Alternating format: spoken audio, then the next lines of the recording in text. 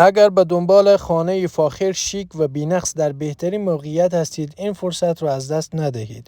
یک شاهکار واقعی از لوکس پسندی، شکوه و آرامش.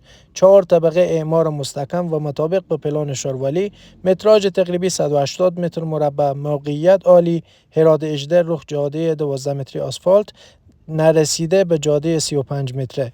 امکانات ویژه‌ای که خانه برخوردار از آشپزخانه‌های خیلی مجهز، مدرن و اصلی برخوردار است، سرویس پیداشتی‌های منظم و شیک، آب و برق شهری، کانال کولر و سیستم گازکشی. مشخصات طبقات دوستان: طبقه اول دارنده پارکینگ بسیار وسیع، دهلیز، یک اتاق مجهز. طبقه دوم و سوم هر کدام دارای 2 اتاق دهلیز بزرگ، فضای پذیرایی بسیار وسیع، آشپزخانه‌های مدرن. طبقه چهارم دارای یک اتاق دهلیز با تمام امکانات. قیمت $220,000 با امکان جرامت. یک انتخاب هوشمندانه برای زندگی لوکس و سرمایه‌گذاری مطمئن.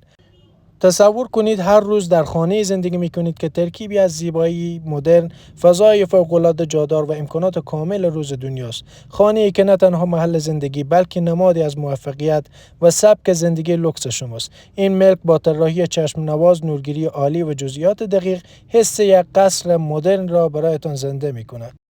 برای ویدیوهای بیشتر صفحه ما را حتما فالو داشته باشید.